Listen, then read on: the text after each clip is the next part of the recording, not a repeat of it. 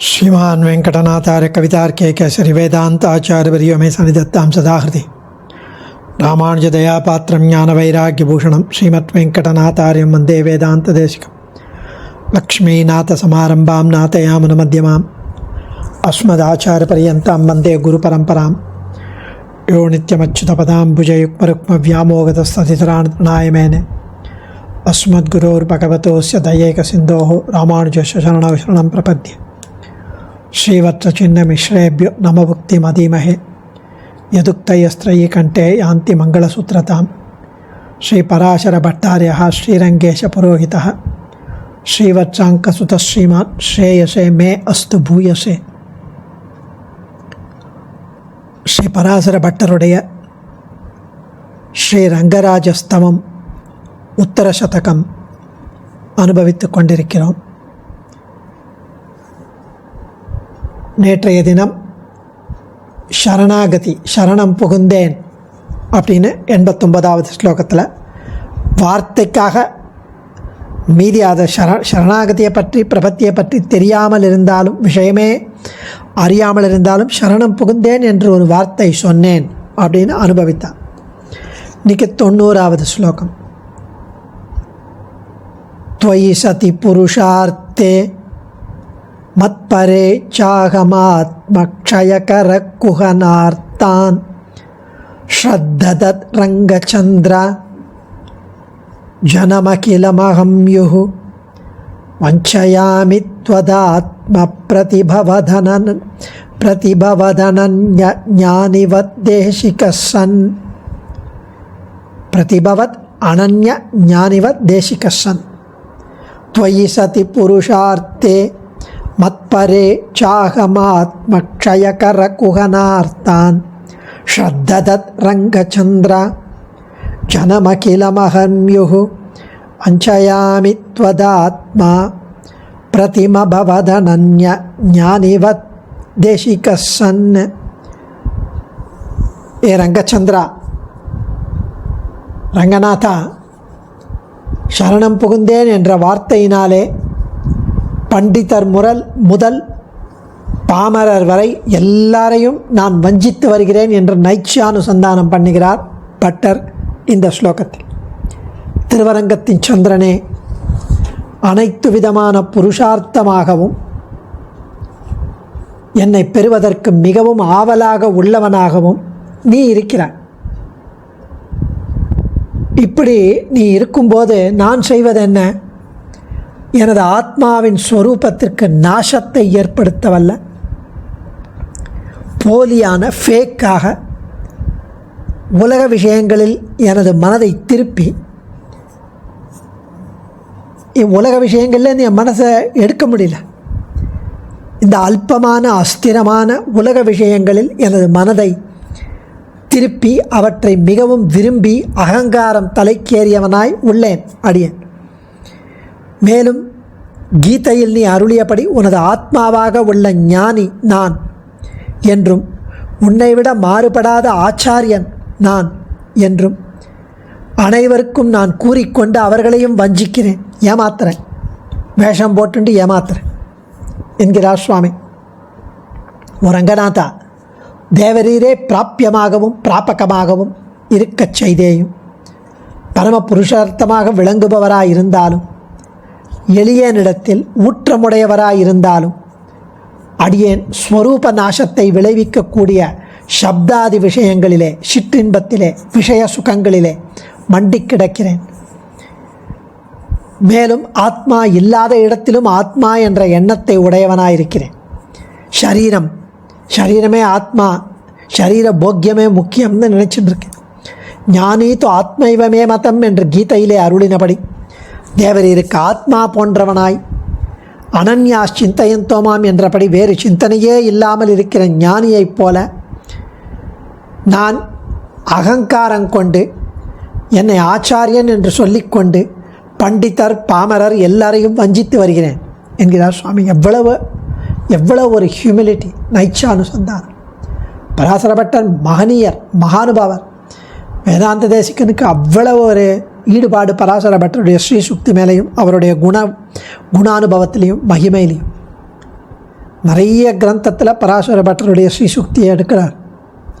அப்படிப்பட்டவர் இப்படி தெரிவிக்கிறார் அப்படின்னா, துவயி சதி புருஷார்த்தே மத்பரே சாகமாத்ம க்ஷயகர குஹனார்த்தான் ஸ்ரத்ததத் ரங்கச்சந்திர ஜனமகிலமகம் யுகு வஞ்சயாமி த்வதாத்ம பிரதிம பவதனன்ய ஞானிவத் தேசிகசன்.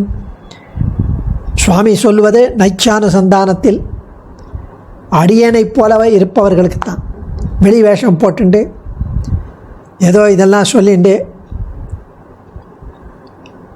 நம்ம ப்ரொஜெக்ட் பண்ணிட்டுருக்கோம். இருந்தாலும் எல்லாம் வேஷதாரின் பெருமாளுக்கும் தெரியும், அடியனுக்கும் தெரியும். அதை நம்ம அடியனுக்கு புரிய வைப்பதற்காக இந்த மாதிரி ஸ்லோகங்கள் அருளி செய்திருக்கிறார் போல இருக்கு. ரங்கச்சந்திரா, திருவரங்கத்து சந்திரனே, புருஷார்த்தே, அடைய வேண்டிய பரம புருஷார்த்தமாயும், அதாவது உபேயமாகும், அதாவது பலனாயும், மத்பரேச்ச, அடியன் விஷயத்தில் ஊற்றமுடையவராயும், அப்படியே அடியன் விஷயத்தில் எப்பவும் ஊற்றமுடையவராய், உபாயமாய், வழியாய் இருப்பவரும், துவயி தேவரீர், சதி எழுந்தருள் இருக்கும் பொழுது, தேவரீர் அப்படி எழுந்தருள் இருக்கும் போதும் தேவரீர் உபாயமாகவும் இருக்கிறீர், உபேயமாகவும் இருக்கிறீர், ஊற்றமுடையவராக இருக்கிறீர் அடியேன் மேல். இருந்தாலும் அகம் அடியேன் ஆத்மக்ஷயகர குஹன அர்த்தான், ஆத்ம அடியேனுக்கு க்ஷய விநாசத்தை, கர செய்யக்கூடிய, குஹன ஏமாற்றத்தை கொடுக்கும், அர்த்தான் பொருட்களான சிற்றின்பங்களை, புலன் விஷயங்களை, ஸ்ரத்ததத் ஈடுபாட்டோடு விரும்புபவனாய், அகம்யுகு அகங்காரியாயிருந்து கொண்டு, நானே யானே எனதே என்றிருந்தேன் என்று இருந்து கொண்டு, துவம் ஆத்ம பிரதிமபவத் அனன்ய ஞானிவத், துவத் ஆத்ம பிரதிமபவத் அனன்ய ஞானிவத், துவத் தேவரீருக்கும் ஆத்ம பிரதிம அந்தராத்மாவைப் போல், தேவரீருக்கு அந்தராத்மாவைப் போல அந்த மகான்களை, சான்றோர்களை, ஆச்சாரிய புருஷர்களை, பாகவதோத்தமர்களை தேவரீர் சொன்னீர் கீதையில். ஞானி தோ ஆத்மைவ மே மதம், அந்த ஞானி எனக்கு ஆத்மா என்று கண்ணன் எம்பெருமான். அப்படிப்பட்ட தேவரீருக்கும் அந்தராத்மாவை போல் பவத் அமைந்த அனன்ய, தேவரீரை தவிர வேறு தத்துவ உபாய புருஷார்த்தங்கள் உண்டு என்று எண்ணாத, ஞானிவத் மோக்ஷார்த்தியான, ஞானீது ஆத்மைவே மேமதம் என்னப்பட்ட ஞானியைப் போன்று பரமைகாந்தியான, தேசிகசன் பலருக்கு ஆச்சாரியனாக இருந்து கொண்டு, அகிலம் ஜனம் வஞ்சயாமி, அகிலம் ஜனம் எல்லா மக்களையும் வஞ்சயாமி ஏமாற்றி வந்து வருகிறேன், வஞ்சித்து கொண்டு வருகிறேன். இந்த மாதிரி ப்ரொஜெக்ட் பண்ணிண்டு பிராப்யஸ்யைவ பிராபகத்துவம் என்றபடி நமக்கு உபாயமும் உபேயமும் பகவானே என்பதை புருஷார்த்தே மத்பரே என்று காட்டியுள்ளார். புருஷார்த்தே உபேயமாகவும் மத்பரே உபாயமாகவும் இத்தகைய உயர்ந்த சாஸ்திரார்த்தம் தெரிந்துவிட்டது. தெரிந்த பிறகு அதற்படி நடந்து கொள்ளணும் இல்லையா? இல்லையே. அப்படி இருக்கிறேனா என்று ஆராய்ந்து பார்த்தால், அடியேனுக்காகவே இது எழுதியிருக்கு இந்த ஸ்லோகம். அப்படி இருக்கிறேனா என்று ஆராய்ந்து பார்த்தால் அகங்காரம் நிரம்பியவனாகவும், ஆத்மாவின் விநாசத்துக்கு அதோகதிக்கு தேவையில்லாத தேவையில்லாத சிற்றின்பங்களை நுகர்வதிலும் மாளாத ஸ்ரத்தையை உடையவனாயிருக்கேன். அது மட்டுமா, அனன்யாச்சிந்தயந்தோ மாம் ஏஜனா பர்யுபாசதே தேஷாம் நித்யாபியுக்தானாம் யோகக்ஷேமம் வகாமியகம் என்று அனன்யாச்சிந்தயந்தோமாம் என்றும், ஞானீது ஆத்மைவமே மதம் என்றும் தேவரீரால் பிரசம்சிக்கப்பட்ட, ஆச்சரியமாக தெரிவிக்கப்பட்ட, மோக்ஷார்த்தியான, மோட்சத்தை விரும்பும் ஞானியைப் போன்று அடியேனும் ஜெகதாச்சாரியன் என்று பிறர் நம்பும்படி மக்கள் எல்லாரையும் ஏமாற்றி வருகிறேன் என்பது இங்கு தாத்பரியம். ஆத்மாதான் நித்தியமானவனாச்சே, அவனுக்கு எப்படி க்ஷயம் வரும், நாசம் வரும்? எப்படி சொல்கிறார் சுவாமி? அடியேனுக்கு, அதாவது ஆத்மாவுக்கு ஆத்மக்ஷய, அடியேனுக்கு ஆத்மாவுக்கு விநாசத்தை செய்யக்கூடிய, ஏமாற்றத்தை கூடும் சிற்றின்பங்கள் எப்படி ஆத்மாவுக்கு விநாசம் வரும்? கீதையில் 2வது சாப்டரில் 62வது ஸ்லோகத்தில் கண்ணன் எம்பெருமான் தெரிவிக்கிறார்.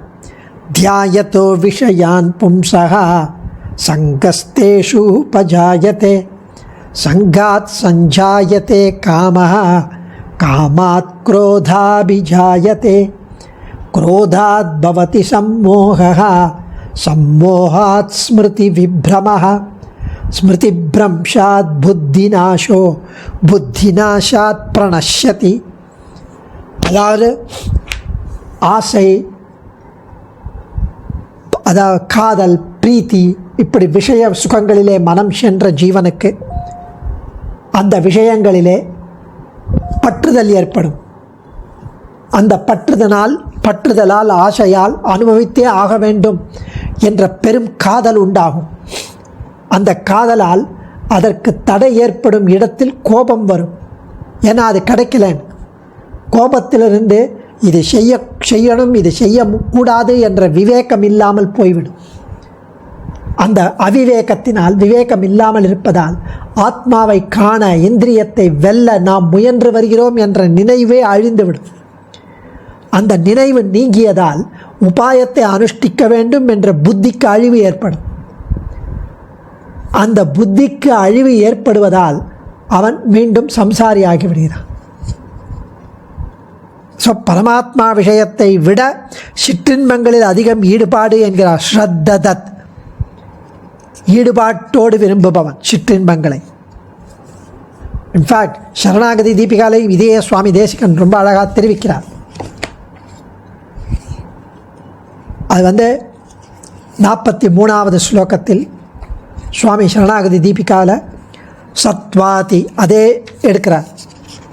துவயி சதி சத்வாதி நாத விவிதாத்ய அபிசஞ்சிக்ருக்ஷோ சம்சார நாட்டிய ரசிகஸ்ய தவாஸ்து துத்யை பிரத்யக் பராங்முகமதே ரச மீக்ஷகர்த்து மதே ரசமீக்ஷகர்த்து பிராச்சீன சஜ்ஜன விடம்பன பூமிகாமே. அதாவது எவர்க்கும் தலைவனே, நீர் உமது தன்னை சாற்றிலும் பல பிறவிகள் தோறும் பிறந்து பால்யம், கௌமாரம், யௌவனம் முதலிய நிலைமைகளில் உழன்று இறப்பதாகிய உலகமாகிய இந்த நாட்டியத்தில் தேவரீர் அகில புவன ஜன்மஸ்தேம பங்காதி லீலே என்று மகா ரசிகராக இந்த லீலைகள் செய்து கொண்டிருக்கிறேன். அவாப்த சமஸ்த காமனாய் பரம காருணிகனாய் ஜீவன் தன்னை காக்க வேண்டும் என்று பிரார்த்திப்பதை மட்டும் எதிர்பார்க்கவராய் உள்ள தேவரீருடைய போதும், அது போதும் உமக்கு என்ற திருப்தியின் பொருட்டு அடியேன் அப்படி இருக்கும்போது ஜீவாத்ம பரமாத்ம ஞானம் கொஞ்சம் கூட இல்லாமல் அஞ்ஞானியாகி விதி இன்னதே விலக்கின்னதே என்று சிறிதும் அறியாது பாப்பங்களையே செய்து கொண்டிருக்கிற சம்சார நாடகத்தில் அடியேன் பாத்திரனாயிருக்கிறேன்.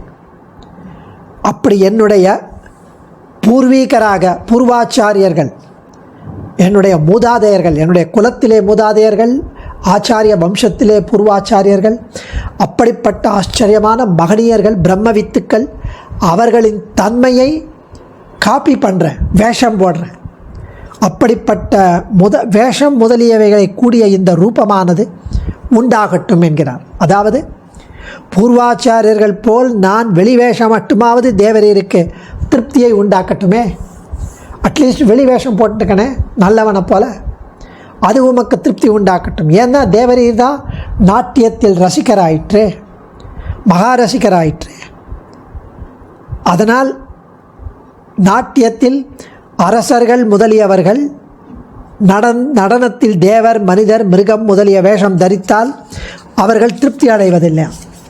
அரசனாகவாவது அரசனை சேர்ந்தவராக வேஷம் தரித்தால் சந்தோஷம் அடைவார். அரசன் இன்னொரு ராஜா மாதிரி ஒருத்தன் வேஷம் போட்டுருந்தான், கரெக்டாக வேஷம் போட்டுருக்கான் அப்படின்னு சந்தோஷப்படுவான்.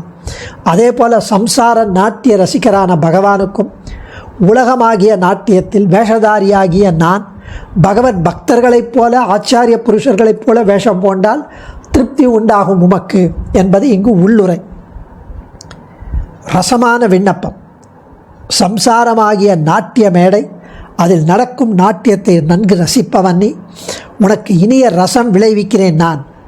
என்ன நடக்கிறதுன்னா ஆத்மாவை இல்லை என்பவன் செய்வதெல்லாம் ஏனோ தானோன்னு பிரம்மவித்துக்கள், நல்லோர்கள், ஆச்சாரியர்கள், பெரியார்கள், சான்றோர்கள் போன்றவர்களை காப்பி அடித்து நடை, உடை, பாவனை, வேஷம், 12 திருமண் இதெல்லாம் மேலெழுந்து பார்த்தால் உனக்கும் ரசமாக இருக்கும். ஆனால் உனக்கு தெரியும் இவன் வெள்ளி வேஷம் போடுறான், நடிக்கிறான். அதுவும் உனக்கு திருப்தி உண்டாக்கட்டும் என்கிறார் சுவாமி. ஆத்மாவை புறக்கணித்து இயங்குகிறேன். ஆத்ம விசாரம் இல்லை. மேற்கு திக்கை தெற்கு திக்காகி திசை மாறாடி பிராந்தனாக நடந்து கொள்கிறேன்.